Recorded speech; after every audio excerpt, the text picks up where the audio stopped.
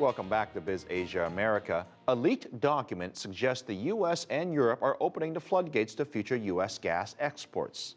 It's a move that could change the landscape of energy trading around the world. Daniel Ryntjes reports. The US is now the world's largest producer of oil and natural gas because of the expansion of underground rock cracking extraction, or fracking. And there's also a push to build more plants to liquefy the gas for export, including to the European Union, which is seeking alternatives to Russian gas.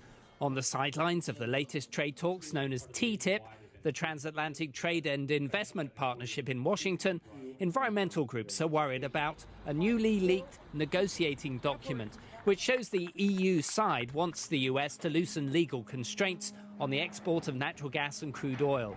And it actually restricts government's ability to localize renewable energy programs because it bans what's called buy local rules in renewable energy programs. The EU and the US have agreed not to reveal their negotiating positions publicly, and some industry groups also appear reluctant. What's the big picture here about what's potentially going to be agreed at TTIP?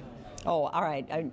I think I'm not going to talk about that. American refiners want the EU to abandon its curbs on the use of Canadian tar sand oil, a source of crude that's also controversial here in the US. But concerns about an expanded EU-US energy relationship are not confined to environmentalists. State politicians are worried that these negotiators behind me may undermine their local decision-making power behind closed doors. This state senator is wondering whether this will mean an end to her state's incentives for renewable energy producers. People do not understand. And the reason they don't understand is they don't know. And the reason they don't know is the lack of transparency in all of the negotiations.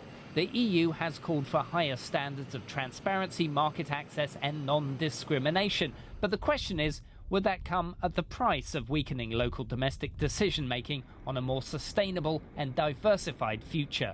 Daniel Ryntjes, CCTV, Washington.